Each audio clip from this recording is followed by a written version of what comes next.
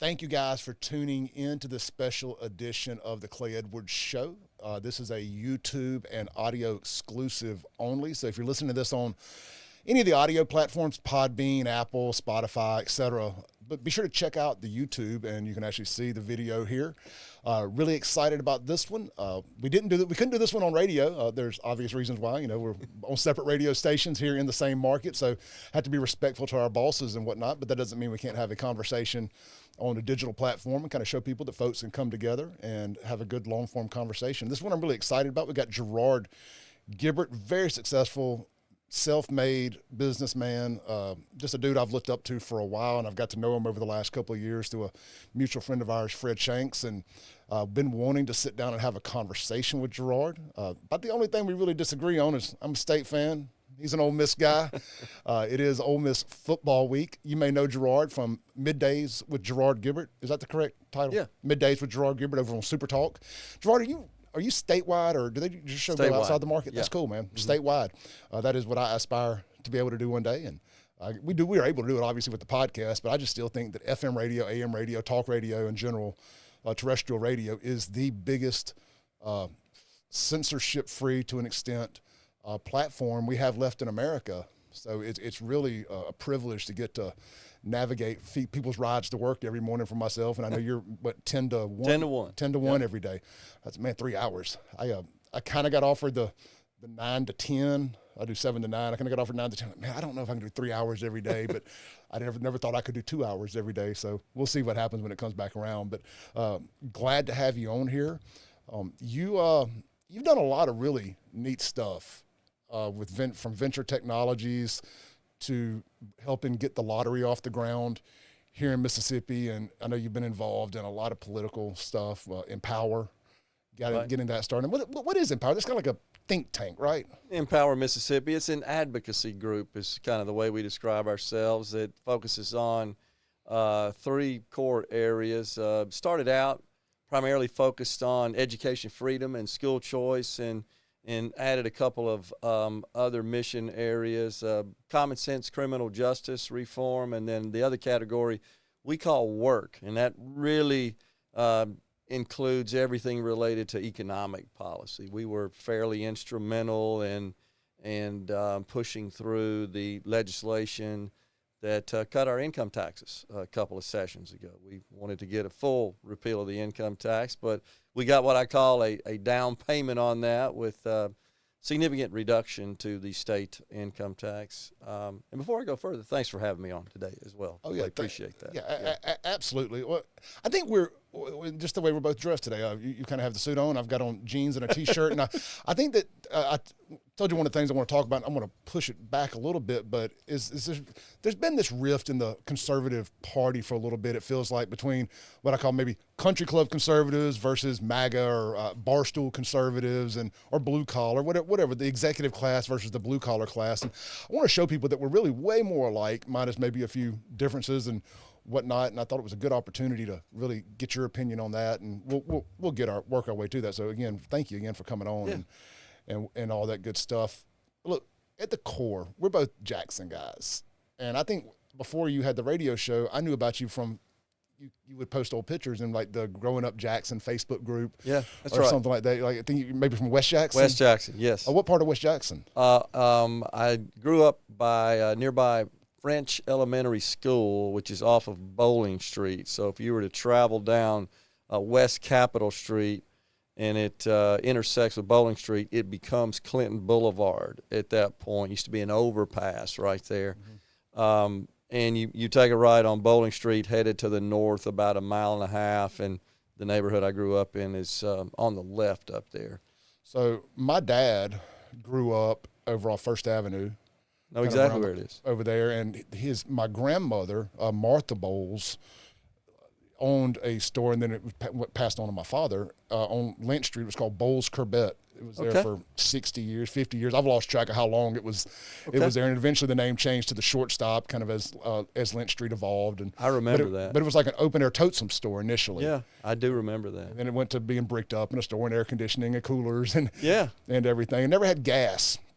But before the casinos came in, it was the number one seller of draft beer in the state of Mississippi there in the 90s. So I've always kind of hung our hat on that a little bit, thought it was kind of cool. But their house, when they moved off First Avenue to Clinton Boulevard, was directly across the street from the country club, big kind of half octagon shaped house. Most people are familiar with it if you've ever gone down Clinton. But if you're going towards Clinton, I guess west, it would be on the left directly across from the You're talking about the Shady Oaks Country Club, which used to be, is that what you're talking about? Right past Minell Gardens? Yeah. Yep. That which used to be the Country Club at Jackson. That's right. Before the Country Club moved to where it is now in North Jackson.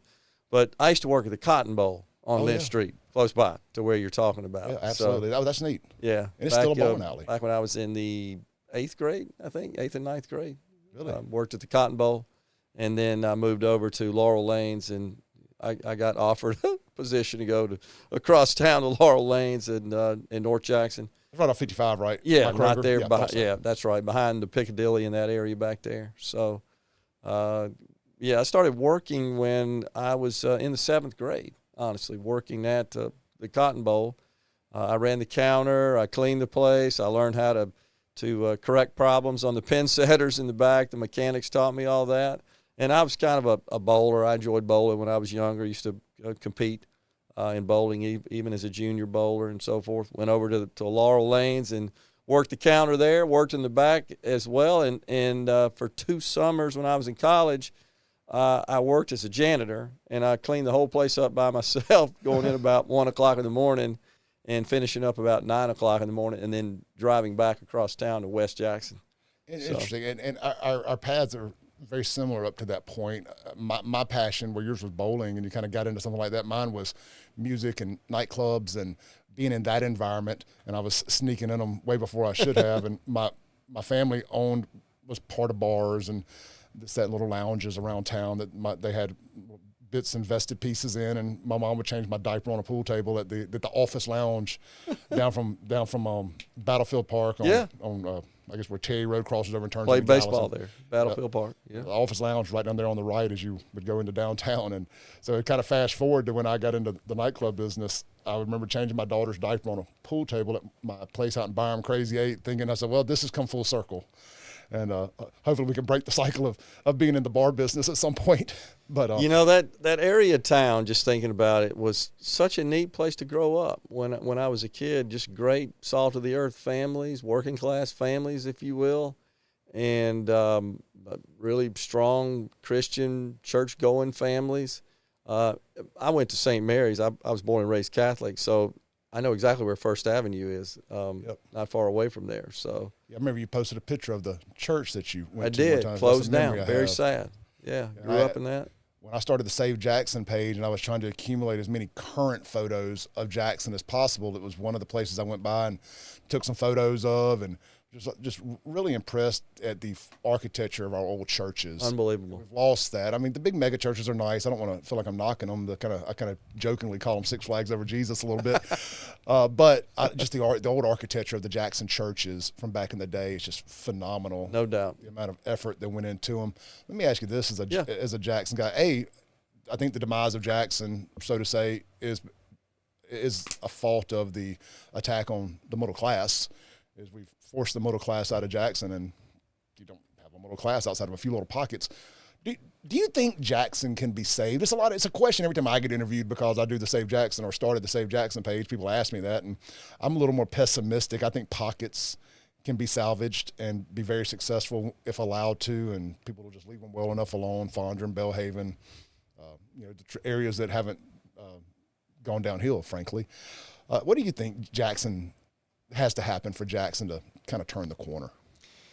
Yeah, the first thing you got to do is end the corruption in Jackson, in particular in the government. Something, Clay, I've been crusading for 25 years probably or more when I was in business, was to change the procurement policies. I have thought from the beginning that there's no way we'll ever correct the problems in Jackson until we adjust the procurement policies. And what I mean by that is Jackson is one of the cities, not a lot unlike a lot of other Democrat-run cities, where they grant preferential treatment to vendors of any good or service that the city procures and consumes based on their minority status. And so they have a requirement in that a vendor's bid must include a minimum amount of minority participation, and that's defined as including a business that is primarily owned by a minority. It doesn't mean minorities that work for the primary contractor or supplier, but rather there is a minority-owned business that is included in the proposal, and they score the percentage of that and include that in the way they award contracts and bids. And I've personally been a victim of that because my company did not meet that criteria, though we were a significant vendor to the city of Jackson. We did a lot of IT projects for the city of Jackson. Most of the time is because nobody else could do it, and so they wouldn't get any bids from anybody else. And we did our dead level best to try to include minority participation, but there are just unfortunately not a lot of minority-owned companies that could provide any value to the project. But I lost some as well. And it was, even though our proposal was a superior solution at a lower cost to the taxpayers, because of that lack of requisite minority participation, they would award it to a competitive vendor who really didn't have the skills to accomplish the goals of the project, and they pay more money for it. They pay a premium for it. Well, it seems like a program that's ripe for corruption. And it breeds and we've seen it. It breeds it. I don't want to name any names, but there's one or two people that come to mind no doubt. Immediately that have benefited for way too long. Kim Wade refers to them as the minority set-aside program. It's exactly what it is. And I can tell you, I had a fantastic black account manager that worked for me for years that called on the city. That was his account. And he used to fume about it, that he used to say they're black for a living, is what he would say. It's a phrase He'd come back and get mad. Gerard, they're black for a living. I mean, because he knew we had a superior solution, and they turned it into a racial issue. And it's I used to describe it, Clay, as legalized reparations. Really what it was. It's so refreshing to hear you use my verbiage, and because these are things that I say on the radio every chance I get, because I want to normalize calling out the problem and not running from it. Agreed. So look, here's the problem. Y'all may not like me mentioning the word black, but unfortunately, because y'all are playing this black for a living game, it's the problem. Not because you're black. That's right. That has nothing to do with it, but you're playing this black for a living hustle, and it's created a absolute inequality for the people of Jackson, because a few people are benefiting. And I don't know how we got to this point where the people of Jackson seem to be okay suffering as long as people that look like them benefit from it. I've observed that as well. I hope that's not the case, and I would like to think we could cut through that and explain, no, you're being harmed by this. But in a nutshell, I do not believe there's any way to salvage Jackson or improve Jackson until we correct the procurement problems. And something else, Clay, I want to point out that's disappointing, and you may be aware of this because I know you track what goes on in that legislature. We've attempted to pass legislation to prohibit granting preferential treatment based on minority status and immutable characteristics. We can't get that passed in a Republican legislature. I know it's something Fred Shanks is going to try to bring up again in this next session, and it's something I fully 100% support. I think it's just outlived its usefulness. No doubt about it. I know it has. Well, when there was a time when there was discrimination involved in the other way, but now we've kind of jumped the shark, which is what this whole DEI, CRT, and all that stuff's all about. You've gone too far the other way. We've gone beyond just having an equal playing field. Now we're engaged in discrimination in the other direction. I personally, in my business career, experienced it. Yeah. You think that almost has to happen? Sometimes when something pivots, we'll just say too far right, then it pivots back too far left. Maybe people can realize the middle's a good place. Yeah, I hope so. We need a day of reckoning that hey, it's not too bad in the middle.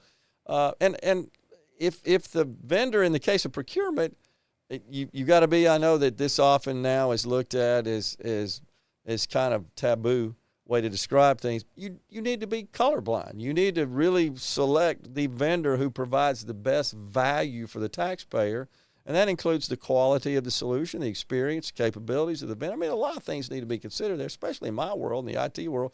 But if you want to know why the water system is messed up, a lot of that's because of those discriminatory procurement practices. We're not really focused on getting the best vendors to take care of that function of the city. And by the way, there's a lot of IT systems behind the scenes as well. I tried to help them with that, and went to bat for them with some big of my partners, big technology vendors, to try to provide some special financing and stuff to the city, and they wouldn't take advantage of it because it didn't meet that minority participation requirement. Yeah, that was more important. It is, and that it's almost like they don't care if the plane crashes as long as they're at the wheel. So it's it.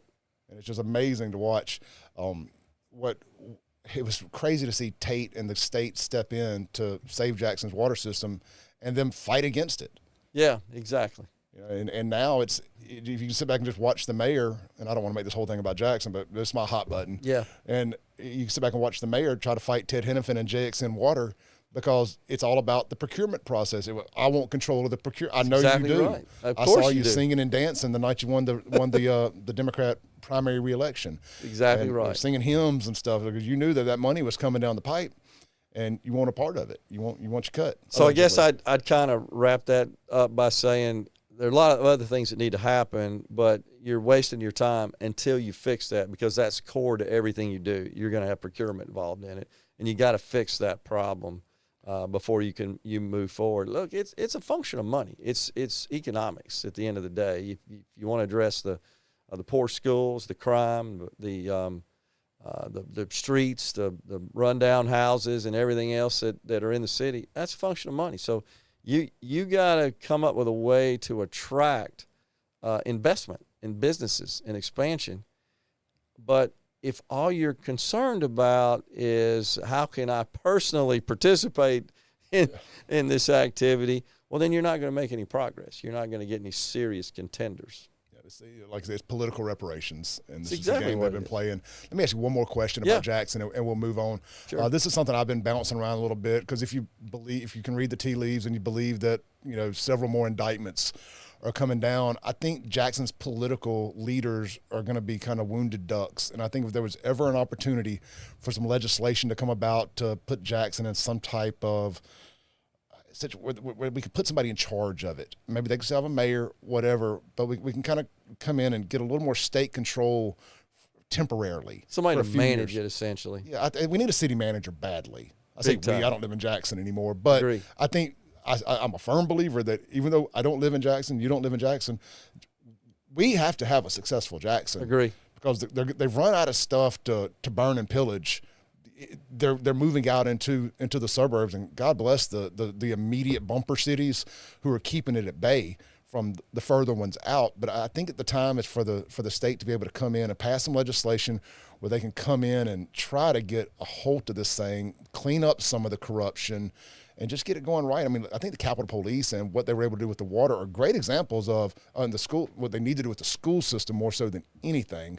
I think it's time for some legislation to pass, and I know they've put a committee together, and I hate to keep mentioning one person's name, Fred Shanks, but I know he's on it. They're kind of nicknamed it the Save Jackson Committee, and I really want to see something significant come out of that so we can try to salvage the businesses. I mean, two iconic businesses have announced they're closing.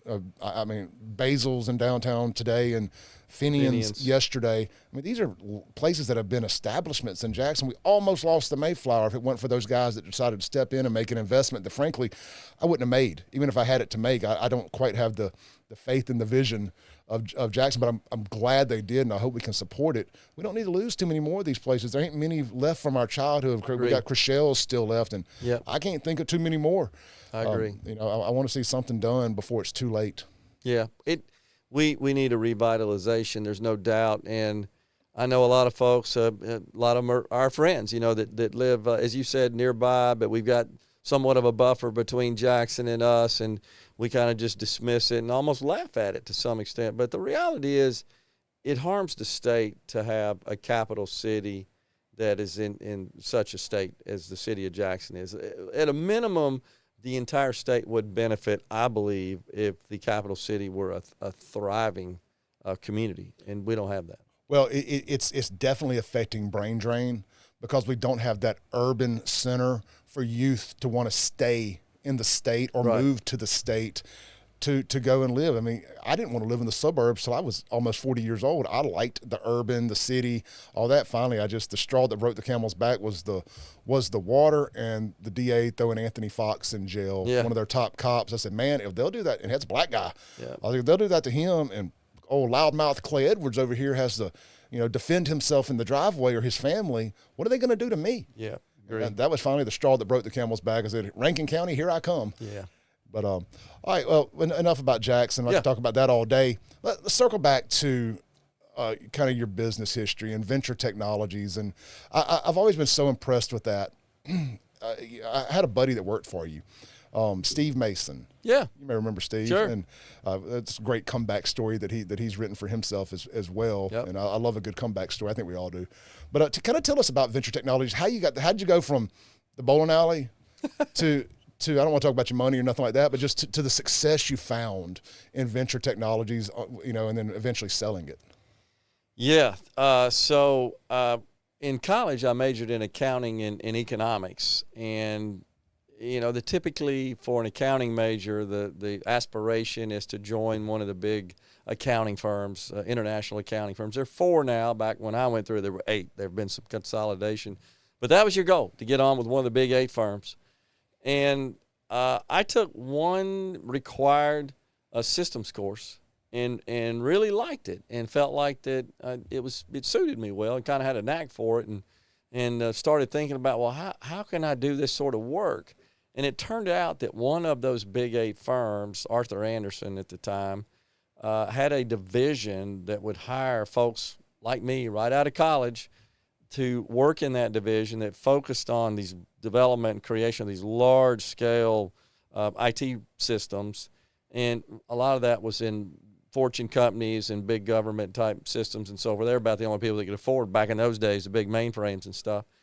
And they would hire you straight out of college into that. And a class above me, had made the decision to kind of break the mold from the typical accounting graduate and went to work in that division. And he talked to me about that. And I liked it, felt like I was suited for it, went into that. And the long story short there, Clay, is that the training that we went through, and they had this Center for Professional Development in Chicago that's world-renowned even still to this day, even though the firm no longer exists.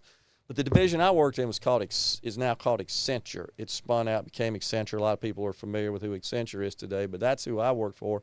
But they claimed that in your first 2 years, the training you received, both working on the job and formal training at the Center for Professional Development, was equivalent to an advanced technical degree. And I believe it, honestly, looking back on it now.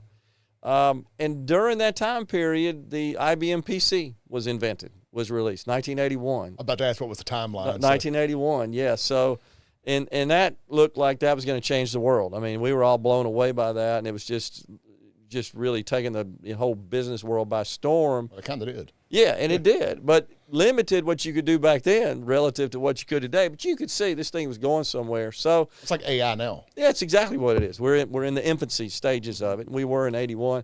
I always had this entrepreneurial itch, and when I was with Andersen, they had me traveling around the country. I didn't really have a home. I was kind of a nomad working on various projects. Always wanted to do that. It's fun for a while. Yeah. The good news back then is we didn't have TSA. Didn't have to mess with TSA, get on airplanes all the time.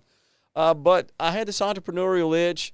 I saw this PC kind of coming downhill, and that's when we started seeing the industry that we now call the channel, but PC retailers and resellers and solution providers is what we call them.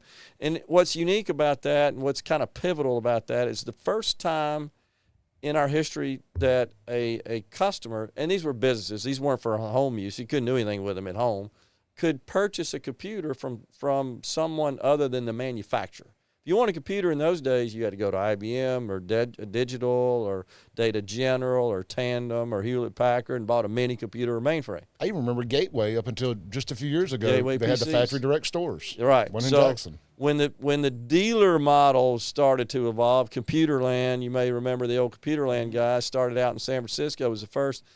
Well, that intrigued me. So it was like, wow, I want to be an entrepreneur and maybe do my own thing, but I get to do something I really like, which is deal with these computers and help others really install these computers in their locations, and kind of fuse the technical skills with the accounting background. And most of our early customers were implementing accounting systems. And for many of those customers, small, mid-sized business, it was their first. Everything was manual up to that point. Yeah. Now, you couldn't think of a company today that doesn't have a computerized accounting system. It doesn't matter what it is. Ask car dealerships. ADP went down a few weeks ago, right. And they couldn't sell a car for a week, and there was no backup way to do it manually. And they've been servicing the automobile retail industry since the 60s. Yeah, I was 13 years in the car business, and so I've worked with ADP a good bit, and on the selling side, the accounting side, just all morphs together. So if it goes down, you're dead. You can't do anything by paper anymore.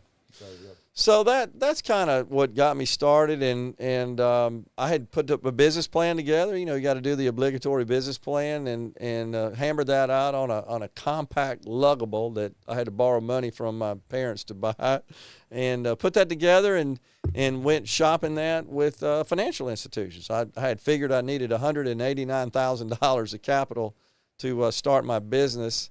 And I got kicked to the curb everywhere I went.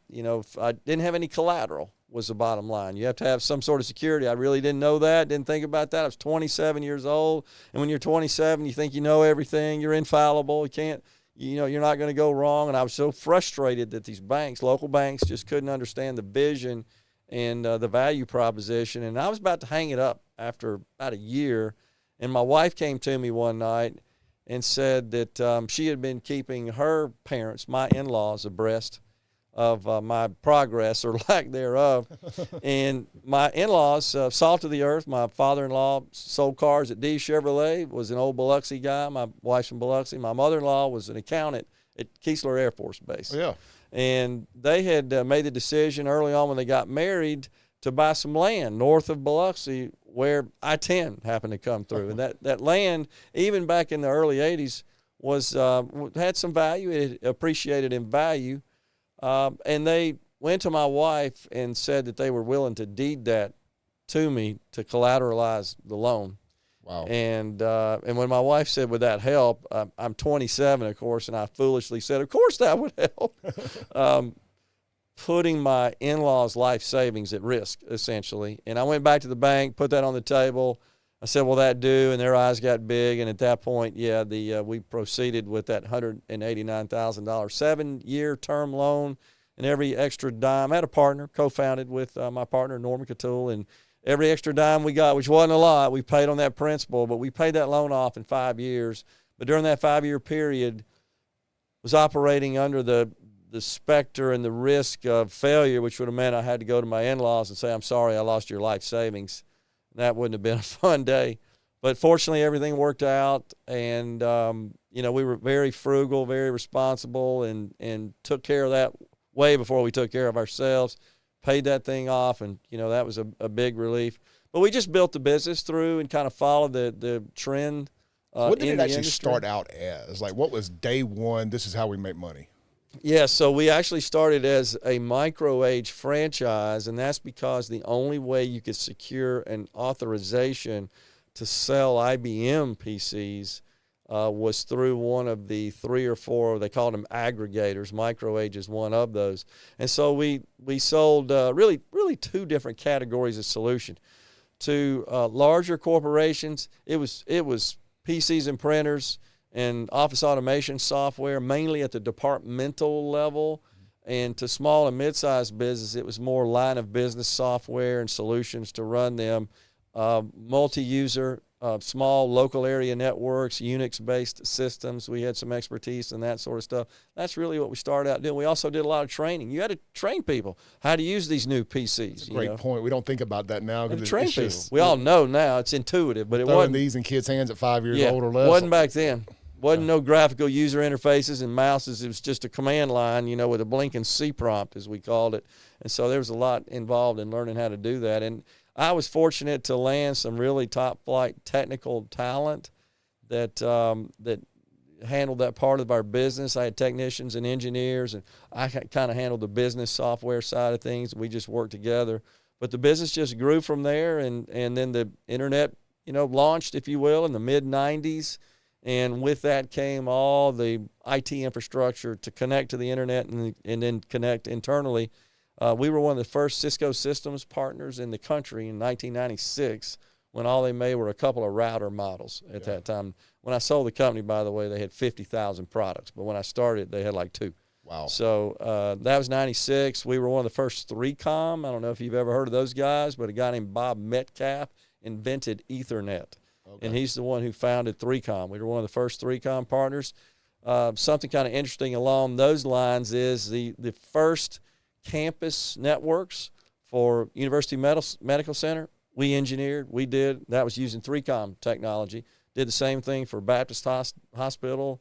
We did several of the healthcare institutions. They're the largest users in a rural state, Clay, typically. Healthcare, you're going to be the bigger organizations. I can see that. And then government. Yep. And so all the community colleges, we did the first generation networks that linked all the community college, many of the higher ed institutions as well. Y'all were heavily involved with JSU too. Maybe they Very something involved on campus. What was the deal with that? Yeah, so looking at that time period, we're approaching Y2K, right? Well, the Y2K era was actually was a boon for our industry, and a lot of people think that that's a hoax. I'm here to tell you it absolutely was not. I wrote lots of code that had 2-digit dates in it. What would have happened if you guys hadn't have jumped in front of it? Yeah, and I appreciate you saying that, because I truly do believe it's because of our industry and our fortitude and our efficiency and just commitment. And we all work lots of late nights and all-nighters to get all that stuff done. I'm talking about for a couple of years. I don't mean just the Y2K rolling the clock on between 1999 and 2000. You would have gotten inaccurate calculations in everything that deals with a date calculation is what would have happened. So when you added the 1 to the 99, for example, in a date calculation, you'd have got 0, but it would have been 1900 versus 2000 because it implied in the code 19. It didn't know the difference. It would have retailed on people's home computers, but I imagine what it would have done to all these big systems in the hospitals, the schools. They would all fail. Oh, they would have been a Every single one massive of them failure for records, accounting. All that was not fear-mongering. It was true. We actually did a project for the New Jersey. Planes have fallen out of the sky? The air traffic control systems would not have been functional. They just wouldn't have flown. You know, think about it from the ground perspective. Yeah, they wouldn't have flown. It wasn't the planes. It's ATC. And all the systems used to do flight planning and file flight plans couldn't do it. Interesting. Wouldn't work. So because they all only required 2-digit year, and the system put the 19 in front of it to do all the data arithmetic, and that wouldn't have worked. So they would have just shut everything down. All that's absolutely true, but the industry was way out in front of that. And I can tell you, all of our customers were spending money like wildfire to upgrade, to mitigate the problem. One big project that we completed was for the New Jersey Department of Corrections. And you say, how the heck did you end up in the New Jersey Department of Corrections from Mississippi?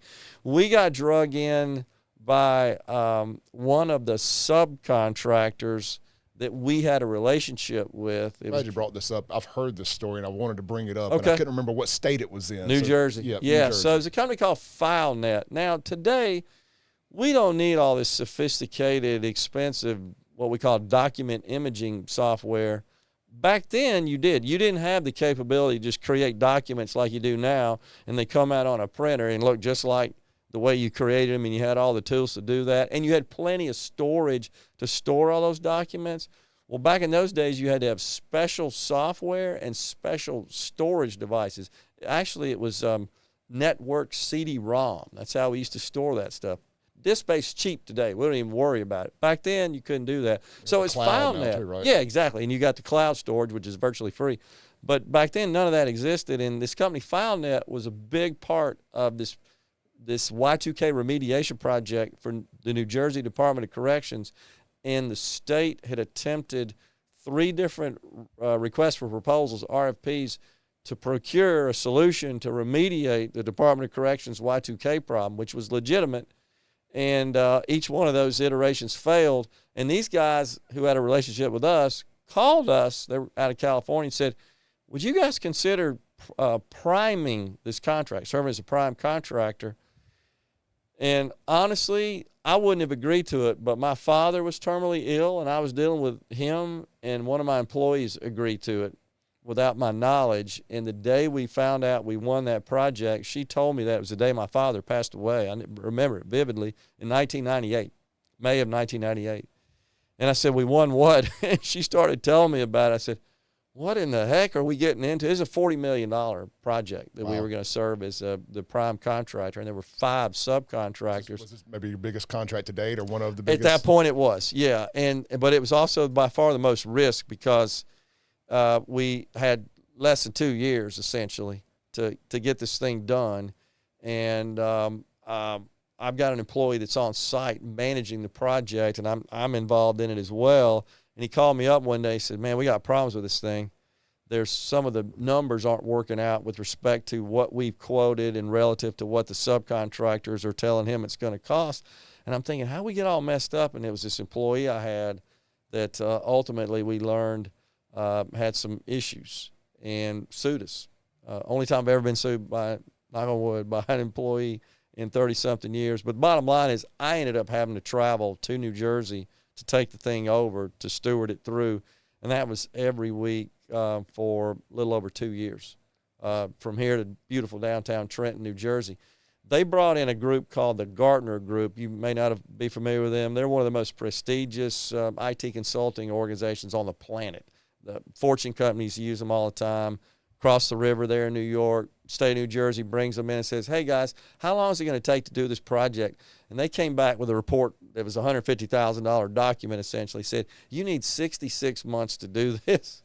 And this was September 98, and the department threw the report at me and said, what are you going to do about this, Gerard? I said, well, what do you want me to do? I mean, we're going to work our butts off, try to get this thing done.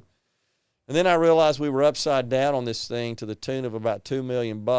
And at that point, I told the procurement analyst for the state, hey, look, I'm bankrupt. I got to go home, start my life over. And he said, don't do that, Gerard. Go talk to the state treasurer first. I said, okay. I went and talked to the state treasurer. In New Jersey. In New Jersey. Madam Treasurer, was talking to her. And I told her, I'm upside down. I'm bankrupt. I got to start my life over. I apologize. It's totally my fault.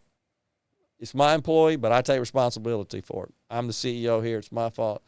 And Clay, she looked at me. She said, I remember it like it was yesterday. Please, Mr. Gibert, do not leave.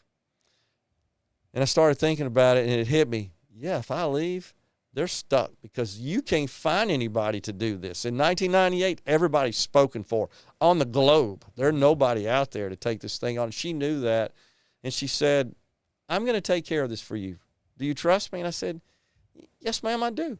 And she said, please go back to work, and I'll take care of it. And so about 6 months later, she called me up. She said, I got this handled for you. And they issued change orders and made me whole on it. But for that 6-month period of time, I'm thinking, am I wasting my time with this deal? I need to be starting my life over. We got the thing installed literally in early December 1999. We replaced, there's 16 correctional institutions in the state of New Jersey. I've been in every single one of them with the credentials to do so. And we replaced 16 independent IBM mid-range non-Y2K compliant systems with this very sophisticated Sun at the time, Sun servers, Oracle software, lots of integrations to the state payroll system, had a timekeeping system, scheduling system for an incredibly egregious unionized custody officers. Clay, I've sat in meetings before with the lieutenants on one side and the officers union on the other side. 9,000 of them, by the way. Oh, wow. I don't know how many we have in Mississippi. It ain't that many. Yeah, 400 or 500? Yeah, 9,000. maybe 900. Right, top, exactly. Yeah. And highly unionized, highly compensated.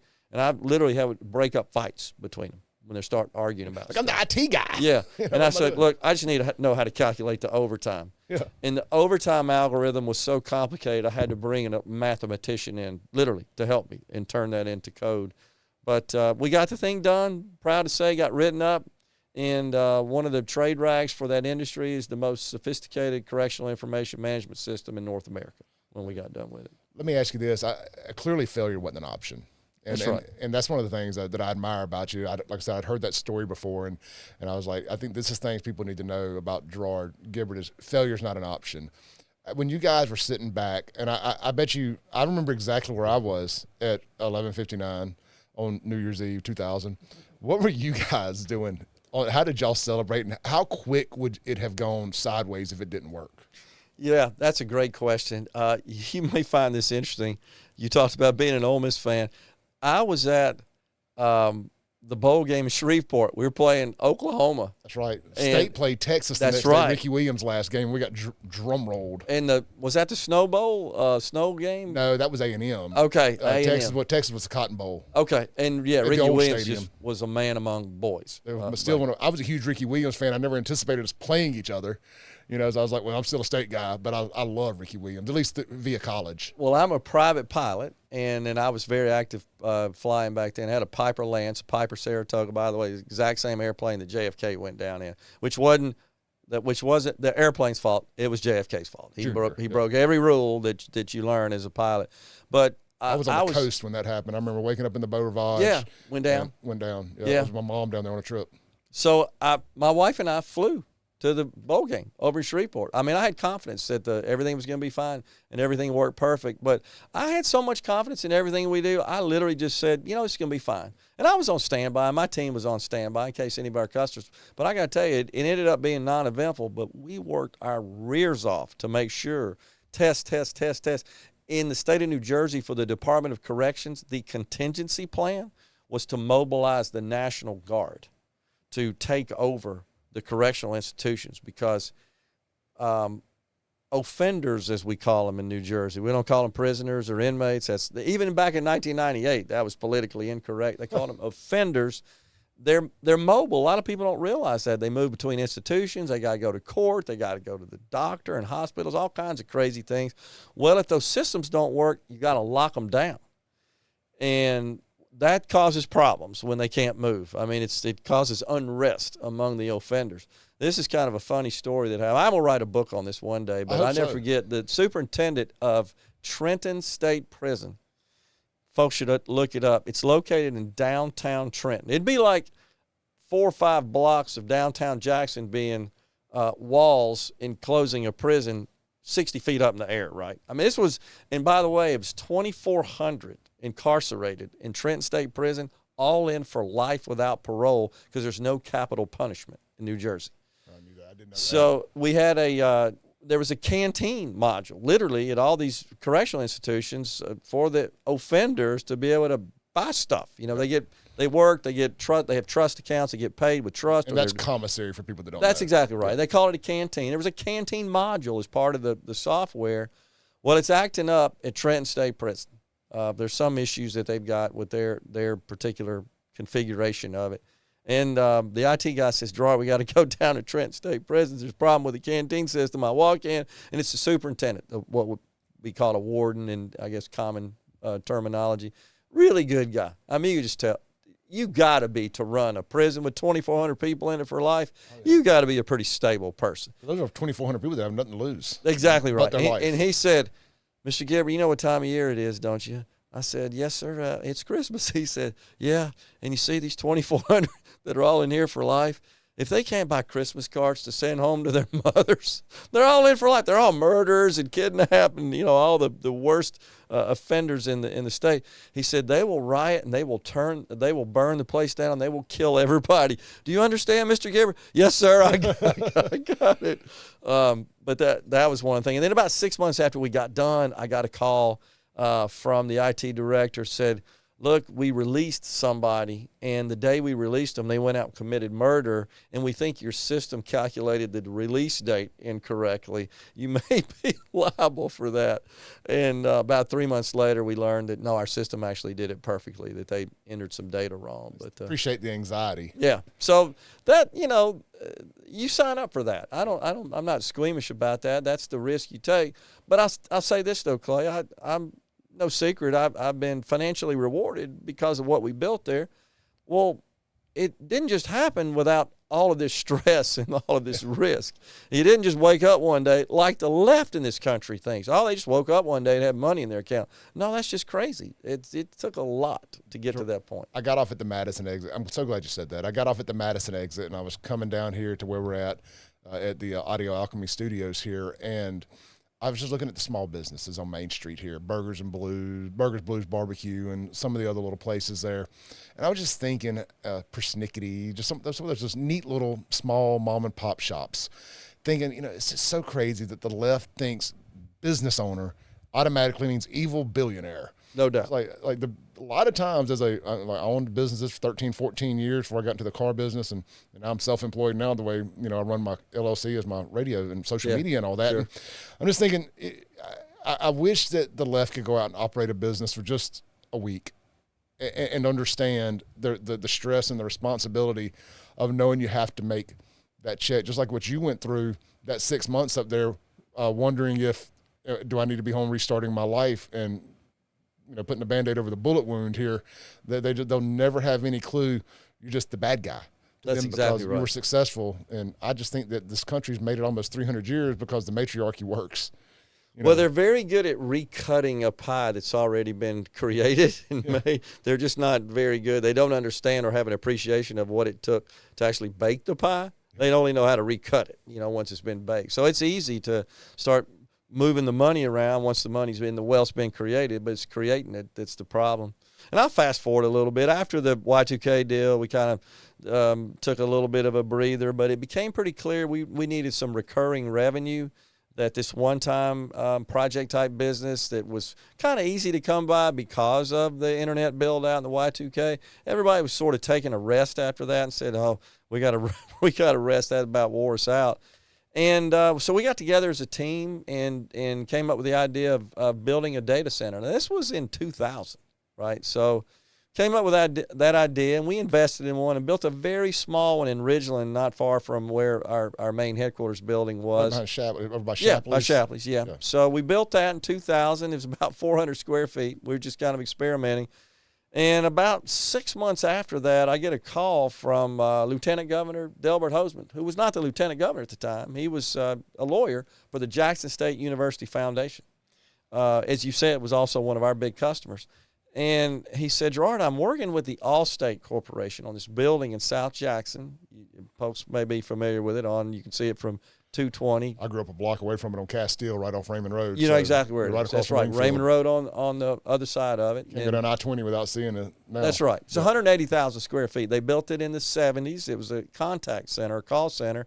When it was at full speed, it had 1,200 call center agents. What a big get that must have been for Jackson in the 1970s. It was, 1978. And that was, by the way, about the same time that Metro Center opened. All that kind of happened at the same time. Yeah. And then the McRae's Distribution Center sandwiched in between the Metro Center and the East Center there. Yep. Now the Allstate Call Center. Well, it had been sitting there vacant for about 3 years. The Allstate had consolidated, didn't need as much call center contacts, the internet stuff. Moved people to Chicago. Yeah. I remember that. I think they moved a lot of people to Tucson out of this one, for example. Well, Delbert calls me, says, look, Jackson State's got their eye on that building. He represented the Jackson State University Foundation as a lawyer, and I'm working with him to try to get that building from Allstate. And Reuben Anderson was an African-American Supreme Court justice, the first in the state of Mississippi, was Delbert's law partner at the time. Also on the board of Allstate. Delbert goes to Reuben and says, look, Reuben, Jackson State would really like to have that building. Allstate's in the middle of a controversial racial discrimination lawsuit. This would be a sign of good faith to donate that to an HBCU. And Reuben, Delbert told me, Reuben said, Delbert, you're crazy. They're not going to give them that building. It's worth about $25 million. He said, just try. And he presented it to the board, Reuben did, and they agreed to donate it to Jackson State. Well, when Delbert called me, he told me that kind of what he had cooking. He said they want to turn this thing into a high-tech center, and they want to anchor it with a data center. This is exactly what Delbert said. I don't know what that is, but I understand you got one. Now, back in those days, most people never heard the term data center. You're talking about 2000 time frame, middle 2000. And I said, well, I do, Delbert, but I'm just getting started here. I don't even have enough revenue to cover, my operating expenses. He said, well, don't say anything now. Think about it for a while. I said, okay. And a couple of days later, I said, Jackson State's been a long-time customer of ours, very good customer. If we could get them to subscribe to a complement of services from the data center to just cover the rent, I'll do it. And Jackson State agreed to it, and that's how we ended up out there. 12,000 square feet, I think we ended up with. Now, that's nothing compared to today's gigantic AWS modern data centers, but in 2000, that's a pretty big deal. And by the way, it's tens of millions of dollars to build a $12,000 data center. So that's how we ended. So we launched, Clay, the first commercial data center in the state of Mississippi, one of the first in the country, delivering cloud services before the term was invented. That's cool. And you mentioned that over here. I'm thinking about how much the electric bill is on something like that. About $25,000, $30,000 a month. And that's what the left doesn't understand. They don't understand that at all. It's just like, oh, you're making millions. Do you not understand that there's cost involved? Big time cost in this. And I had my night closed. My electricity bill was $3,000 or $4,000 a month, and we weren't open but 3 nights a week. But when you got 50 tons of air, all the HVAC, all the IT gear that pulls all that stuff, and we built that to very exacting, sophisticated standards of data center, modern data center design today, with what was available back then, which included all kinds of resilient fiber links to the various carriers, and all of our infrastructure was done without any single points of failure. Redundancy and stuff. Yeah, tons of redundancy. We also had humidifiers to keep the environment sort of moist to avoid static electricity. We had you guys are on the front end of having to learn how to kind of inventing, I'm guessing, how to create a data center. We did. In fact, we provided services to customers, helping them design their internal data center from what we had learned. And then we had the big natural gas and diesel generators, and we had a contract to a diesel depot, one of the diesel distributors, and we were at the same priority level as the hospitals around town because of what we did. Because many of the hospitals were my customers, so we had all that going for us, and we're embarking on approaching the anniversary of Katrina. Well, that hit, and it affected us. And one of the things is the anniversary. That's right, tomorrow. So one of the neat things about that facility, and this was intentional when Allstate built it, is that it has connections to the 3 main grids that service the Tri-County area. And the idea was we got some redundancy here for our line power. And I always knew, man, the only way we lose line power is if the whole Tri-County area, central Mississippi area, is dark. Well, that basically happened for the most part, during Katrina. And so we failed over to all our backup systems, and they work perfectly just like we test them. And when there is a testing process that we go through every month, we basically turn off the power essentially and fail over to that, and it worked perfectly.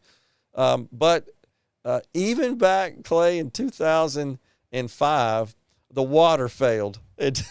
At the Jackson State and you had the moisture stuff. And we couldn't go to the restroom. So my people stayed in. So our backup systems, our power systems, it wasn't just to power the computers and the IT gear. You had to power the air conditioners and the lights as well. So it's what we call whole room backup, the only of its kind in that building. The rest of the building was vacated and out of business essentially while the power was down.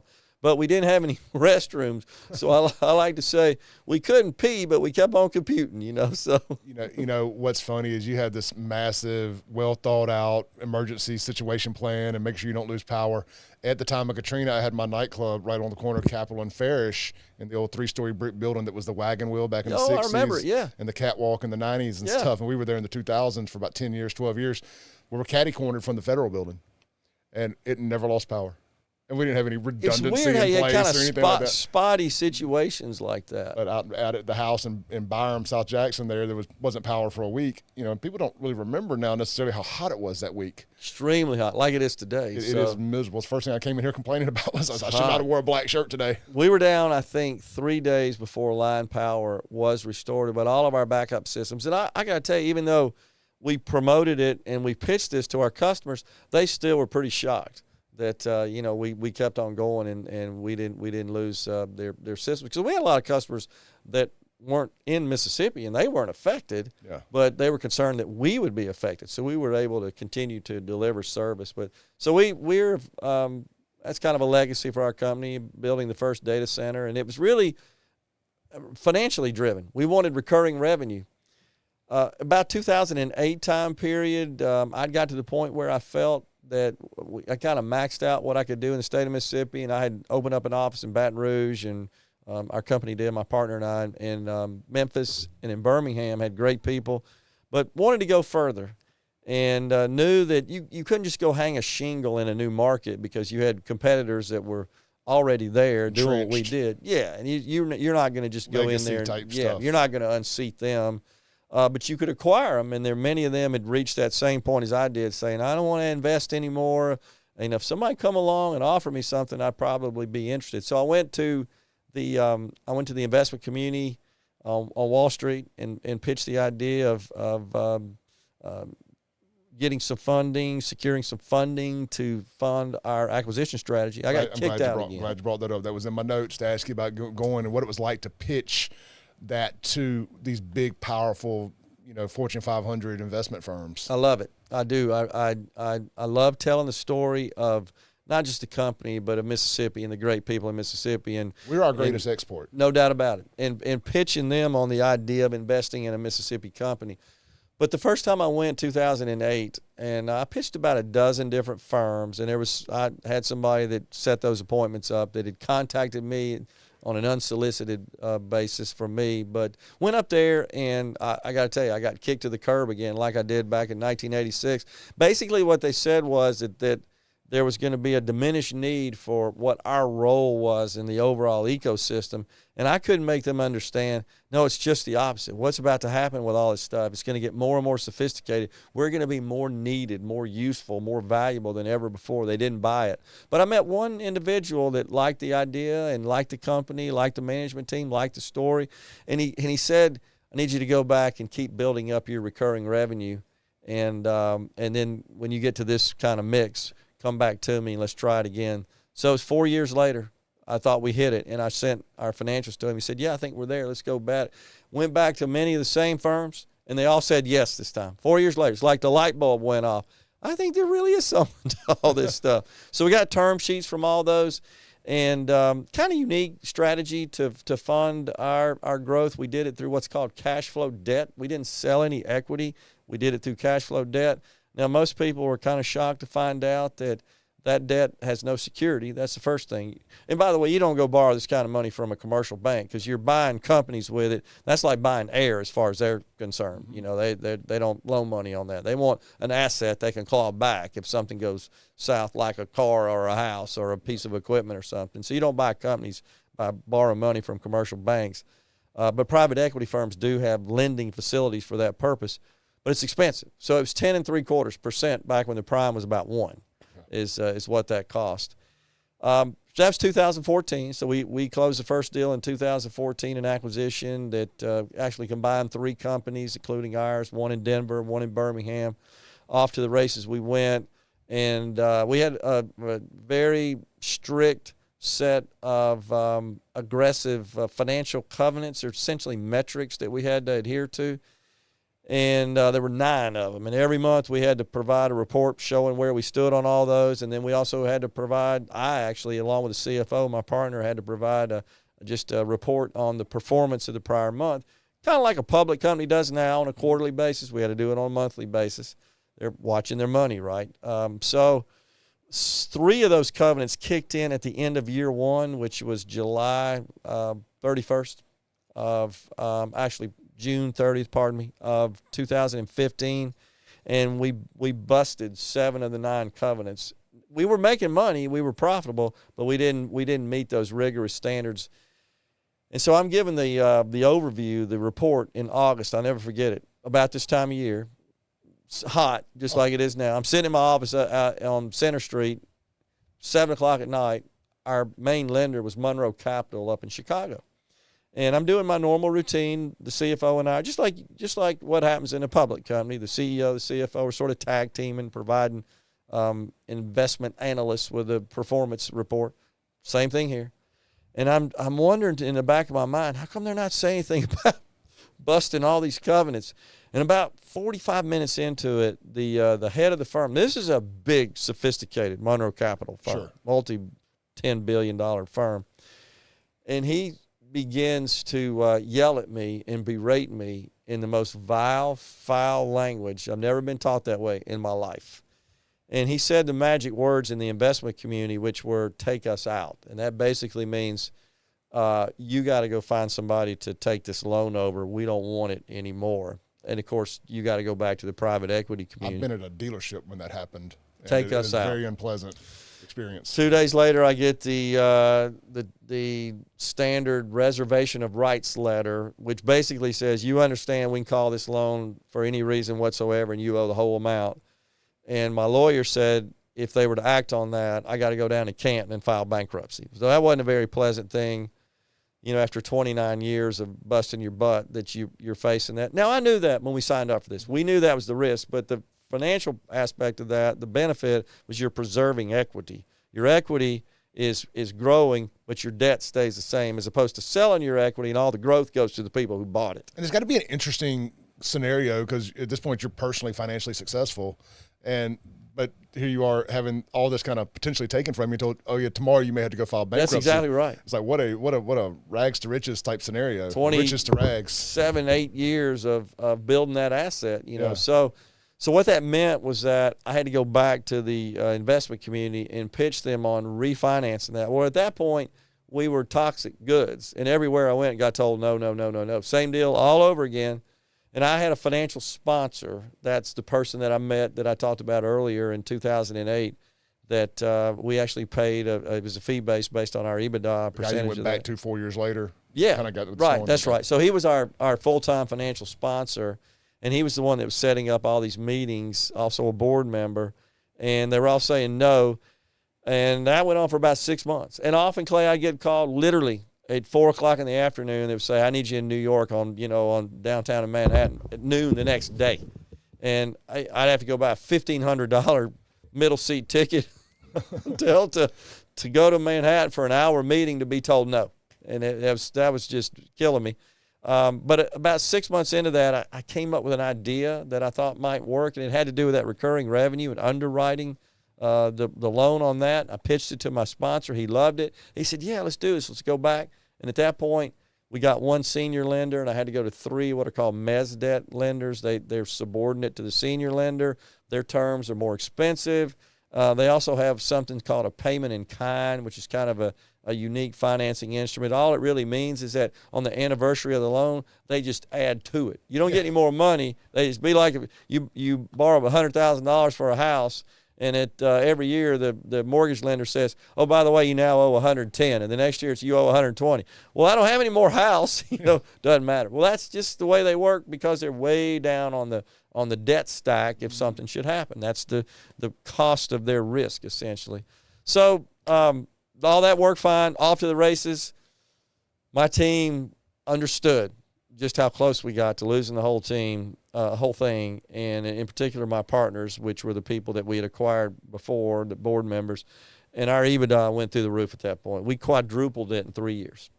That's a good news, bad news thing. The good news was we quadrupled the EBITDA in 3 years. That was my vision, put these companies together, and 1 + 1 = 4. I really felt like that was possible. It wasn't just adding incrementally. If you do that with debt, you're not gaining any ground. It's got to be 1 + 1 = 4. And so finally it paid off, but they came to me and said, you know what kind of money we could get for this company? I said, I do. And I'm thinking, oh, hell, here we go. So they wanted to sell the company. And I got outvoted 4-3 to sell the company. And then for the next year, 12 months or so, 13 months, was the chief salesperson for an asset I did not want to sell.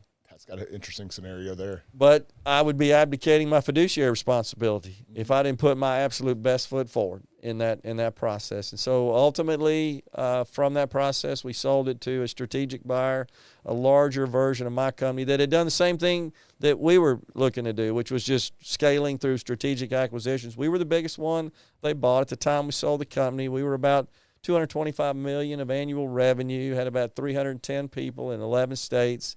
We were listed by the Mississippi Business Journal as the 30th largest private business in the state of Mississippi. We still had the data center. That was a very, very valuable asset. The company I bought in Denver, had a data center. And then there was another company that was a data center only operator in suburban Chicago. So we had 3 So we were kind of pioneering all that stuff, honestly, back in those days. But so what year was it you sold it? That was 2018. We signed the definitive agreement. We closed on it in 2019. They kept me around to oversee strategic. It was a public company, strategic acquisitions. I had a lot of experience with that. Obviously, I knew the investment banker community, and I had a lot of prospects in my pipeline, companies that were looking to sell all across the country. And I was traveling around the country, by the way, meeting with these prospective sellers. Even went to Canada twice on day trips, Canada back and forth, looking at companies to buy up there. But they weren't acting on my advice in some of these companies that I was bringing to them, and I'm thinking, uh-oh, something ain't right here. So they kept me around for about 5 months. The CEO called me up and said, I need to come talk to you. I knew what was up. He came down and said, yeah, we're going back to private, and the private equity guys taking us from public to private said, we're going to sit idle on acquisitions for a while, so therefore, Gerard, we don't need your services anymore. So that's what happened. At that point, Gerard kind of retires from that and gets into the political stuff and the Empower? Or sure did. That kind of layered it simultaneously? Or? All of that was happening at the same time. I got involved with Empower Mississippi from its inception in 2014. I'd always been somewhat politically involved. And honestly, Clay, that stemmed from 2008. I really didn't have much interest in politics until then. I always thought, they're there, I'm here, just leave me alone. I'll be fine. Problem is, you can't expect them to leave you alone. They won't leave you alone. They won't leave you alone. No. But what got my attention was Barack Obama on the campaign trail in 2008 talking about his plans for healthcare reform. And I heard him say one day something called shared responsibility. I don't know if you remember that. I do. That term. It's not a phrase I like at all. And what he meant by that, after I started digging into it, is he wanted employers to pick up a significant share of health insurance expense, way more than I was paying. And I did the math on that. It was going to cost me about $30,000 a month extra that I was paying at the time. So I started just digging, learning everything I could about healthcare policy and healthcare reform, collecting documents, logging on everywhere, white papers, everything. And one day I get a call from Madison County Journal, from Jim Prince, the publisher. I said, I hear you know a lot about this stuff. Would you be interested in writing an article about this? And I've never really written an article like that before. So I did. He published it. He liked it. The Super Talk folks saw it, found out. I get a call from them one day, hey, why don't you come be a guest on the Gallo Show and talk about this? And I did. And so that was in 2009, I believe, is when I was just a guest. And then I get a call from my lawyer, my HR lawyer, and it's telling me that they're going to host a healthcare forum at the Ole Miss Law School, panel discussion. He wanted me to be on the panel. I said, I'm an IT guy. He said, as far as I can tell, you know more about this than anybody. I said, well, I've just been reading this stuff, is all. And so it's me, and it was the commissioner of insurance. It was the head of the Mississippi Medical Association. It was the head of the big hospital up in North Mississippi, and it was moderated by Andy Taggart, and it was at the Ole Miss Law School. Mm-hmm. And at that point, I realized, man, people aren't paying attention to this, and they need to. But then, Clay, most people thought, this thing's not going to pass. If it does, the Supreme Court's going to strike it down. And I was saying back then, this thing's going to pass. It's going to be permanent. Supreme Court's going to uphold it, and we're going to live with it forever. Where are we now? I think that's kind of what happened. They back in 2008, 2009, the worst thing anybody could be called by the left was a racist. And if you didn't go along with it, they were going to call you a racist. And that was the scarlet letter. Then they've made the word about useless now, because every disagreement you call it a racist now. That's absolutely right. And so it's kind of lost its luster, so to say, when people call you that. Oh, okay, I want an argument with you. And after that, I got invited to start presenting about the Affordable Care Act before it was passed. Healthcare reform. I did HR groups. I did the Society of CPAs. I was a panelist with the Federalist Society. with the Cato Institute, presenting to the Federal Society. Wrote a bunch of articles. Got like a 70-slide PowerPoint. I got, I guess, kind of obsessed with it. I guess you could say at that point, almost kind of out of necessity and a hobby. But it became so clear to me that, man, somebody's got to figure out what's going on here. But it's pretty clear this government has intentions of continuing to extend that even further into other areas. And And I need to start getting involved. You know, in the past I said, I don't need to be involved. Just leave me alone. I never went to the Capitol. I'm not sure if I could tell you who my rep and senator were back then. I couldn't 5 years ago. Yeah. I mean, I was running my business, you know, so just leave me alone. I got it. And you guys do your thing here. But then I realized after that, you can't rely on them to leave you alone, as you said. And that's how I got interested in politics. And I guess it's just been sort of Katie barred the door from there. And when did you start filling in for JT? Yeah, that started when JT became ill in early 2020, and they had some guest hosts filling in for him. And I ran into Mr. Davenport, you know, the chairman at Super Talk, in a restaurant one night. He said, you know, you've always been a good guest. JT's ill. Why don't you come try your hat at guest hosting? I said, okay, sure, that might be fun. So I did, and that kind of evolved into a day a week or two days a week. And then finally 3 days a week in like January 21, he called me and said, would you be interested in doing this full time? And I agreed to do that. And so February 2021 is when I started doing it full time. The great JT unfortunately passed away July 31st, 2021. The show then was rebranded to Middays with Gerard out of respect and deference for him. As long as he was still with us, I was a guest host in for him. I recall all that, and I thought it was very commendable that they called it the JT show for as long as they did. That's right. I remember driving into work. My radio station's out in Florida, and I got off at 49, off 220 on 49 there, about 6:30 one morning. I got a text that he had passed away. And I knew JT. I used to do live remotes with JT and Dave at my restaurant on Capitol Street on the first floor of the nightclub. And so I'd become a fan then, and I'd met JT over the years. And a very sad situation, but I always found it so commendable that they called it the JT show even after he passed away for an extended time before y'all rebranded it. And, you know, I don't think that Steve and Kim, of course, the CEO, would be upset if I shared this, but to some extent, they actually apologized to me about that, you know, because I was hosting the show full time, and I said, no, I completely understand, and I'm fine with this, and I think we need to do it this way. I'm not stuck on, you know, my name and the branding and all that stuff, but I could tell they felt a little bad about that, because every day I'd sign on, you know, it's Gerard Gibert filling in for JT, because I was at that point. And it's a delicate situation. Very. And I think they handled it, as you said, it was very commendable and very admirable the way they handled it. And then it was Labor Day, the day after Labor Day in 2021 is when the Middays with Gerard was introduced. And so full time, I guess you could say I've been hosting 3.5 years. So circling back to 2019, and congratulations on your success with the radio show. We like I said, we kind of started about the same time, and it's been fun to watch everybody find their public voice. Circling back to 2019, when during that election, I heard your name get brought up a little bit as a potential gubernatorial candidate in 2019. Was there any substance to that? Did you consider it? I think the Clarion Ledger actually even had me featured as a prospective candidate.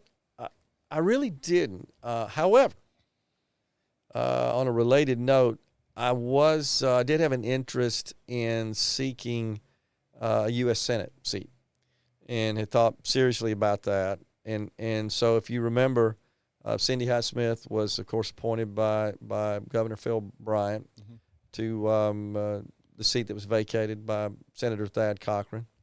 But she would be up for re-election in 2020, the presidential cycle.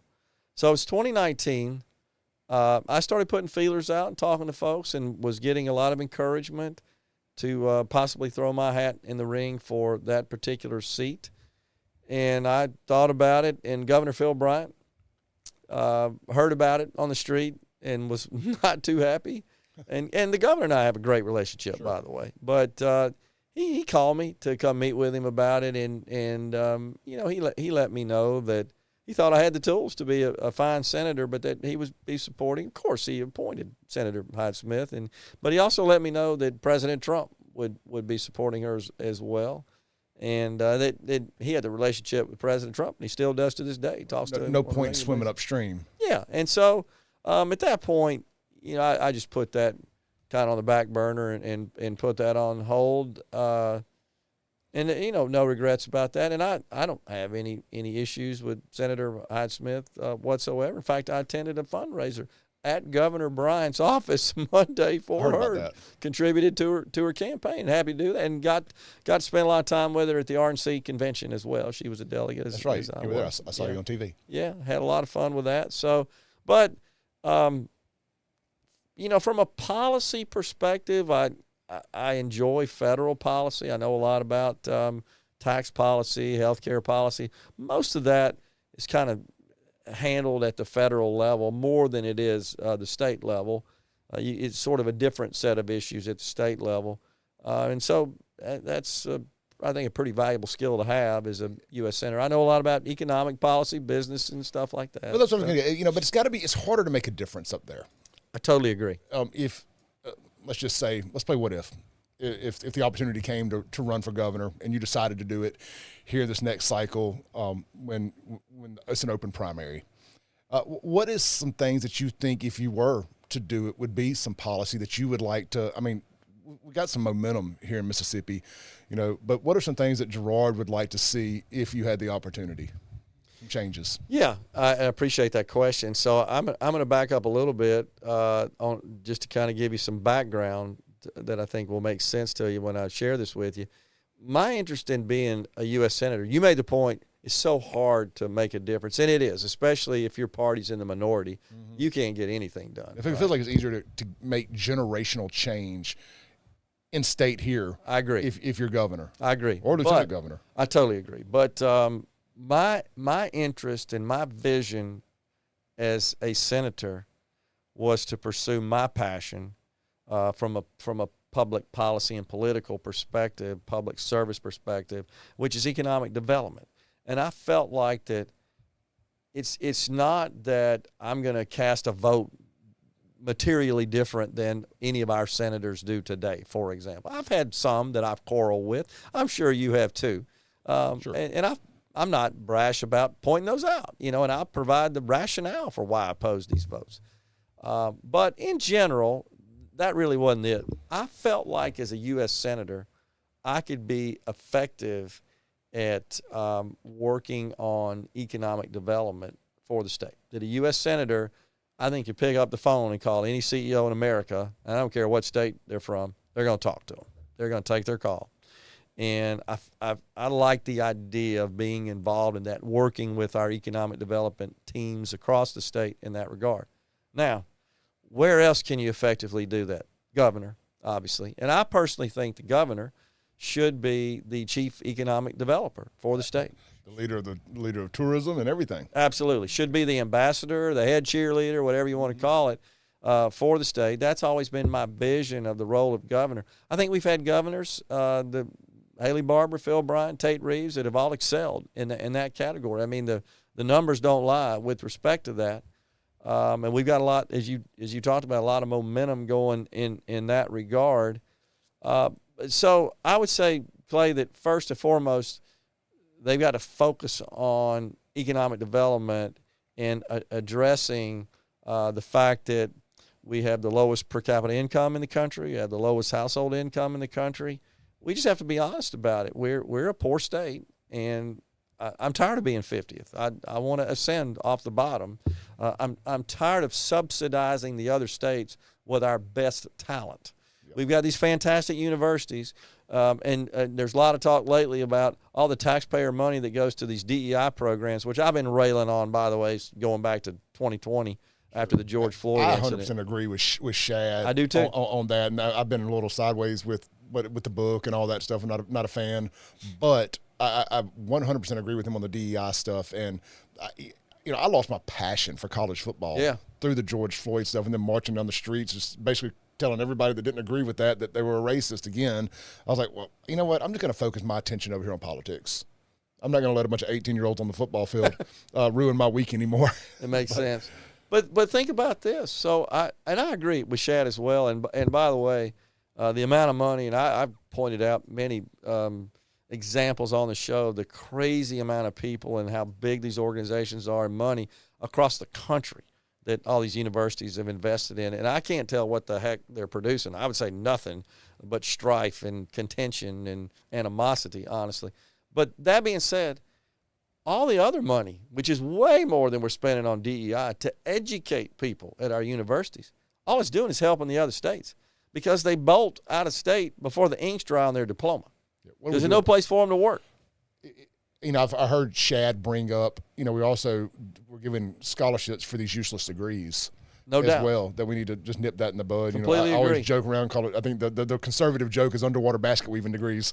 No doubt about it. And all that. It's like, what are we doing here? And many of those people are unemployable or underemployed, and that's a problem as well. All of that, I think, needs to be investigated. But I do believe that the governor ought to be first and foremost the economic developer, the ambassador, the cheerleader, and then secondarily be involved in shaping policy and guiding policy, but mainly policy that facilitates that economic development.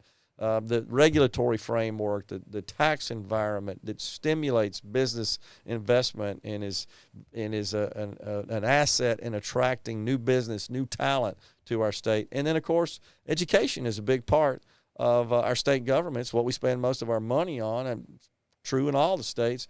Our educational system needs to be sound to produce the talent we need to staff the jobs that we hope to create from bringing in these new companies. So that's my vision really for the governor. Everything stems from that, in my view, Clay. If you think about our most pressing issues, whether it's crime or poverty or health care or in cases where we have bad educational outcomes in certain districts, almost all of that stems from economic issues. It all starts there. So I know 3 years is a long time away, but you got to make a decision here in the next year and a half or so.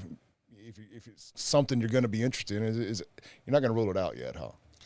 No, I'm not ruling it out. I mean, I'm enjoying my work now with Super Talk, and they've been really good to me. And I'd like to think, just like you, that my voice makes a bit of a difference. It influences people, and that it's heard by policymakers and lawmakers, and many of them have said, sometimes I learn stuff from you. I didn't know what was going on in here. Yeah, I got interviewed the other day and got asked that question, would I ever consider, running for anything? Of course, I have no statewide aspirations at all, but I was like, I moved out of Jackson to Rankin County because they were doing things right. And if I felt like I'm more of a base, very extremely local city council, board of aldermen type guy, like I can make an immediate difference in my backyard, that would be the only thing I would ever consider. But they're doing a good job where I live. Yeah. And, it's not a situation in Jackson that would ever work out for someone like me to move back to Jackson and try to run for anything. But I think in my position, my voice is more important, or can be more useful in swaying more people than any one vote at a city council meeting ever could. I totally agree. I'll say that I've been blessed. The state's been good to me. This is my home. I moved back here to start my company. I could have started my company with anybody, anywhere, and I landed a fantastic partner who was with me for 33 years. We met working at the same firm, and like a brother to me. His kids were like my kids were like his kids, and we just had a great run.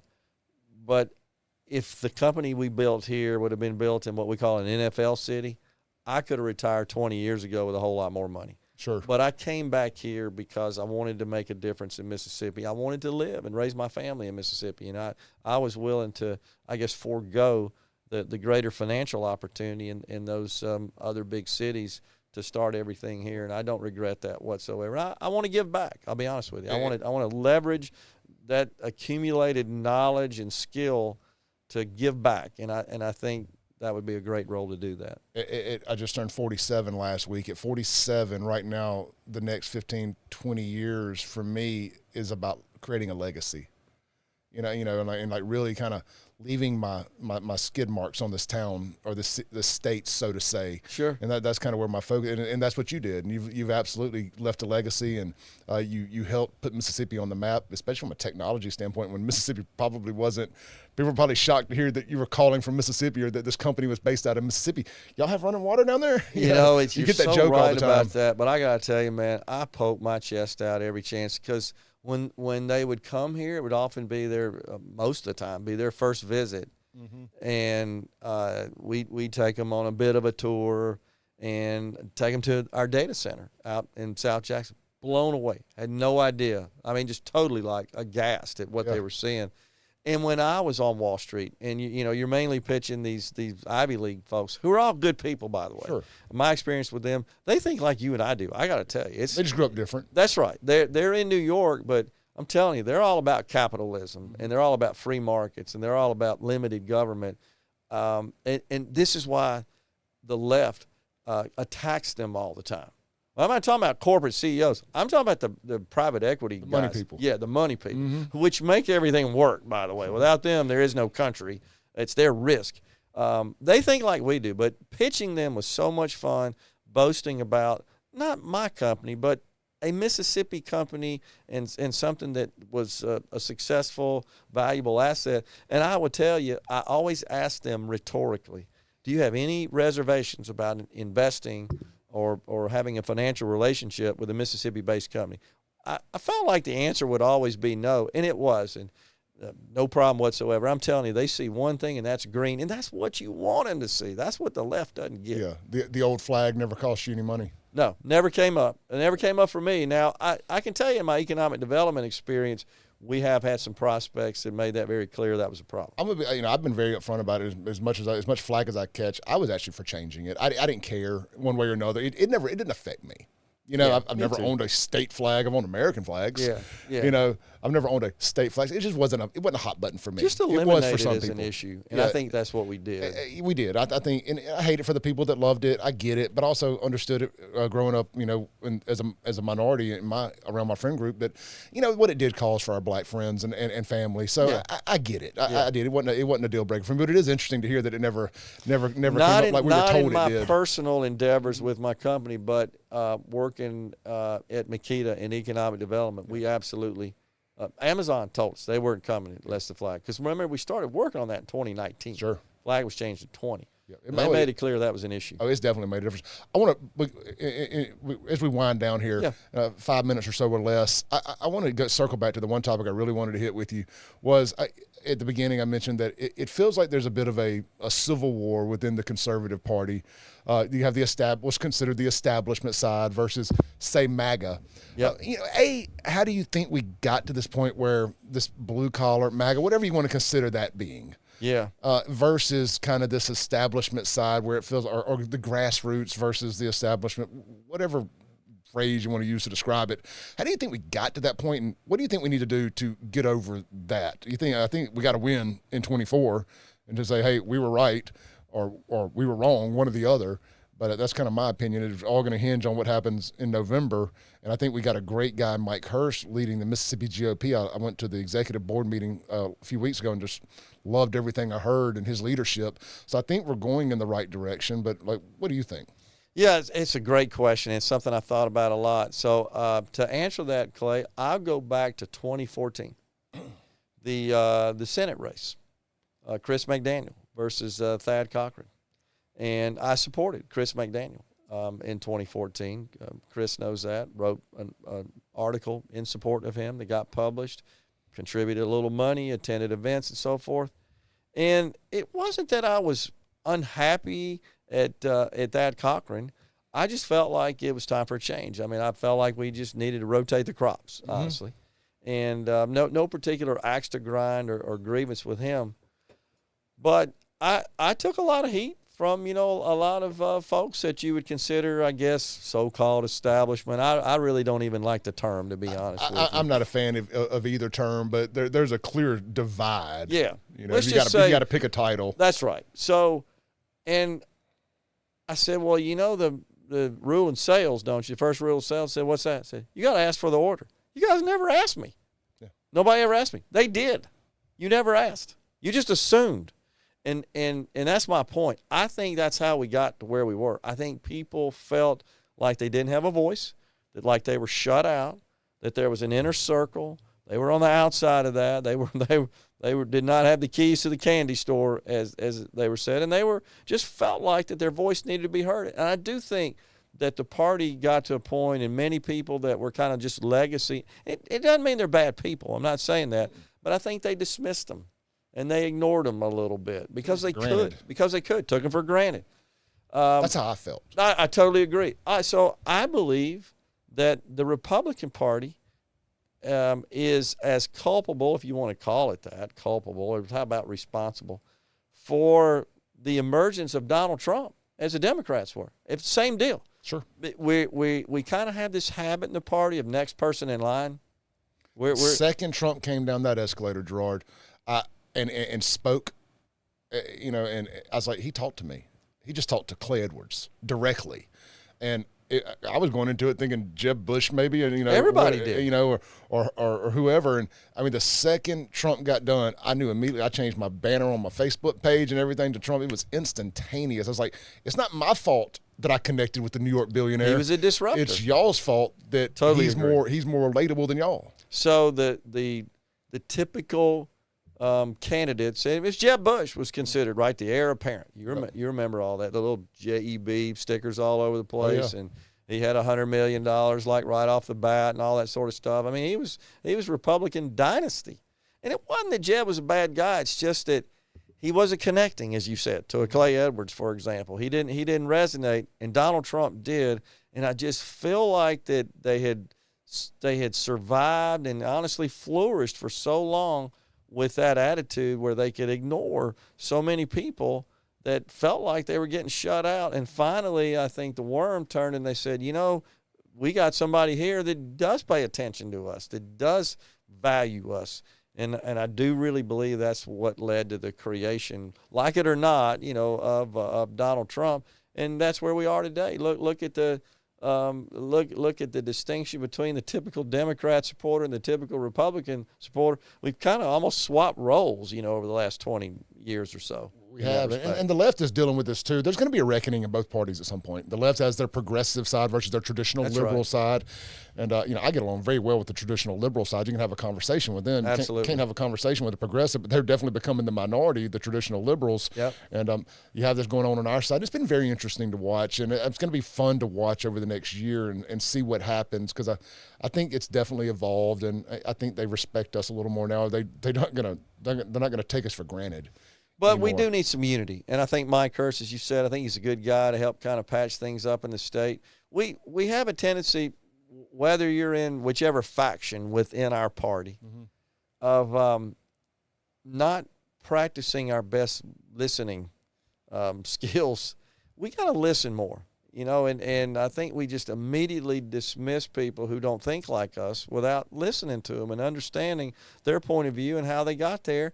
And if you hope to persuade them to your point of view, you got to be respectful, and you got to let them talk. And I think we need more civil discourse, including within our party. And this constant, well, that person's a rhino coming from maybe the writer extreme in our party, and then the people that are being called the rhinos just call everybody over there wacko conspiracy theorists. Somewhere in the middle, far right extremists. Somewhere on the in the middle, I feel like is where we got to land here, and I think it's possible to do that. And I think we need a person who can interface with both sides and maybe try to serve as a conduit and a liaison to bring them together, because we're way stronger when we're together. When we're fighting each other, the Democrats love it, and I hate that. Yeah, well, I feel like this conversation helps that, because I think a lot of people on my side feel like Super Talk is kind of the voice of the traditional GOP, or the establishment or whatever, and kind of like we're over here and we're kind of the little grassroots engine that could. And I feel like us having a conversation and putting all this out there and understanding, man, we're way closer to the same than we are. There's no doubt about it. Are apart, and we really need to work together. I got on some other local media people on Twitter the other day, and others. I don't want to pinpoint anybody. I've been as guilty as anybody of attacking people on our side. But I was like, hey, let's call a truce till after the election. It looks bad seeing us fight each other. We need to be on the same team. We need to get back in the same foxhole, and we can revisit this fight in January. I totally agree. Or whenever. And I want to point this out too, and you're right. I hear that a lot as well about folks that kind of have this perception of what Super Talk is. I want folks to know that management has never said a word to me about what to say or not to say. And when that starts happening, I'm done. I don't need to do this. I do it because I enjoy it, and I hope that maybe my voice can help a little bit in some small way in the state. And also, if folks listen to me enough, I criticize members of our legislature, our congressional delegation. I don't give them passes. Now, a lot of times, you know this, Clay, people want, when they come in the studio, me to just go in attack mode on them. I'm not going to do that. They're just not. They're never coming back if you do that. And if they don't come back, we don't get information. I've never done it. I'm not going to do it. It's not how I want to be treated. No. And that's not how I'm going to treat You got my to be guests. respectful. I want to have conversations. I got a co-host 2 days a week that's a traditional liberal, voted for Obama twice, really don't know who he's voting for right now. And we have great conversations. Sean Yerkron, twice a week, sometimes more often.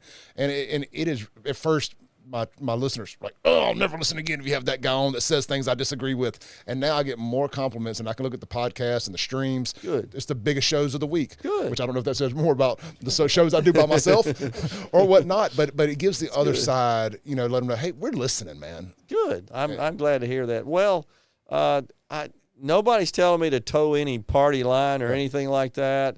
When I disagree, I'll let them know, but I'm not going to sit there and just be belligerent about it. I just let them know. And a lot of times I'll handle that like, well, have you thought about this and how that might affect, you know, then just to kind of trigger their mind, their thoughts a little bit. But, you know, I've been like Senator Wicker, who I get along with well. I've said many times he cast 3 votes that I strongly disagree with, that I think were just bad, and I wish he wouldn't have.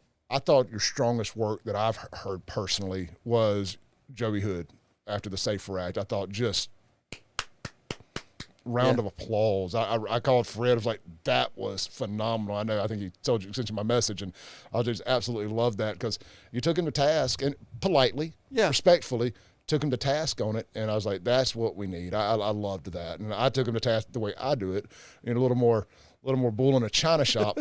But, you know, we got the dang thing passed, and it should have never got to what it did. And that was a great situation where a lot of us came together for the greater good.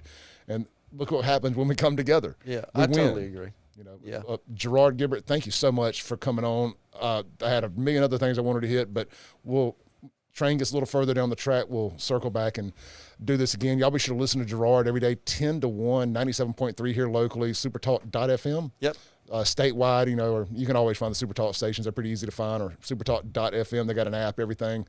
Download it, and be sure to check out my radio show, 7 to 9 a.m., Monday through Friday, 103.9 FM, WYAB. And, of course, check out the podcast. Just search Clay Edwards Show. Or if you're looking for me on YouTube, it's at SaveJXN across all social media. Real quick, I want to give a shout-out to the producer here today, Daniel Anderson at Audio Alchemy Studios. If you're interested in doing a video podcast, or you don't want to cut the cameras on, maybe you just want to do an audio, don't want to buy the equipment, don't know what to do, reach out to Daniel at 601-672-6591 and consider starting a podcast. It's really fun, and you never know, one day you'll end up with a successful guy like Gerard sitting across from you, man. It's good stuff. Gerard, thank you so much, man. Thank you, Clay. Appreciate it, man. Thank you. Thank you, Daniel. Thank you, everybody, for listening.